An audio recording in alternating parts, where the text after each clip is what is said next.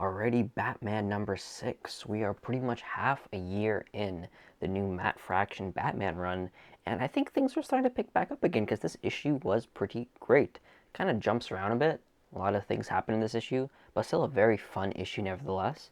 A great cover, a very vibrant cover. This issue is very vibrant, very bright. Like truly, let me show you. Look at that. Look at that.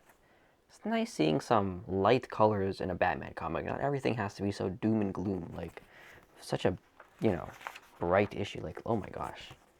So kinetic. Beautiful. This panel right here very, very much reminds me of the issue number 1 cover with the circle in the background and everything.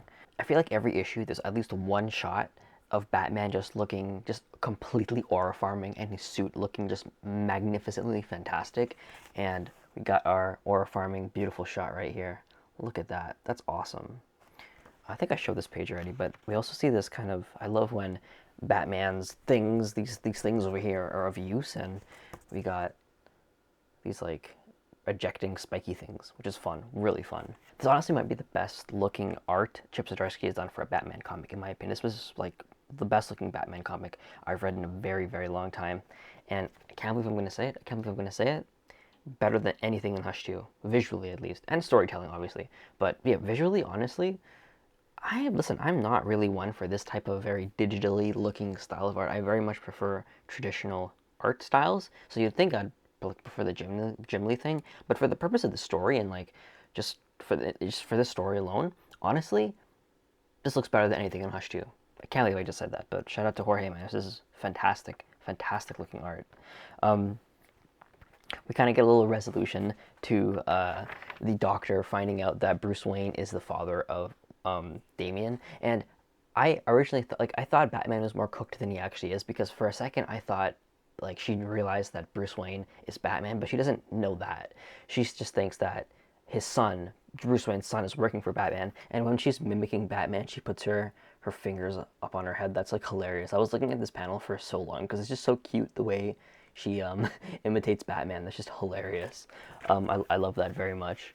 Yeah, some very interesting plot developments in the story. We have Tim Drake leaving Batman. I feel like this is the problem when you have so many characters and so many characters doing things outside of the main Batman story, because I'm sure Tim Drake and his boyfriend, they're on their own adventure in a different story, but it feels like, it's coming at the cost of the story, because, Tim Drake, in a couple issues ago, he was kind of thinged down by the police, and then all of a sudden he's like, I'm going to go be with my man. And it's like, it just feels a bit unearned and incomplete because you don't actually see anything between that. And it's just like, I'm sure Tim Drake is going to join back in the Bat family at some point, but we're not really going to see him. He's just going to be off in his own story in a different miniseries, and then 20 issues down the line, he's going to join back, maybe with a new haircut, with a new look, with a new thing, but we're not going to see any of that progression because it's going to be in a miniseries or something, which is very frustrating. Again, same thing happens with like Damian Wayne and, Barbara Gordon or Batwoman, or just 50 billion characters. They all have their own stuff and they come back and they're a different character. We don't really see that progression, which is very frustrating sometimes. But nevertheless, Bruce Wayne and Tim Drake have a very heartfelt conversation. And I love what Bruce Wayne says. He says, you can always come back, but I hope you never have to. Bruce Wayne hope he never has to. I hope he comes back because I want to see the Robins, united. To this day, can't remember the last time we've seen Batman, Tim Drake, Damian Wayne, Jason Todd, and Dick Grayson all in one panel. I feel like every time there's an event, every time there's some sort of group story, they're always missing one Robin. I can't remember the last time they were all together. I just want to see all the boys back together. And I'm probably not going to have that for a while because now Tim Drake has gone to be with his boyfriend. Whoop-de-doo. The end of the book was very interesting. Spoilers, I guess. It shows the Doctor talking to this mysterious person, and the text of this mysterious person is in green. There's a little hint there. And then you turn to the last page reveal, and I'm 99.8% sure this is the Joker. I'm pretty sure this is, like his hair looks a bit green.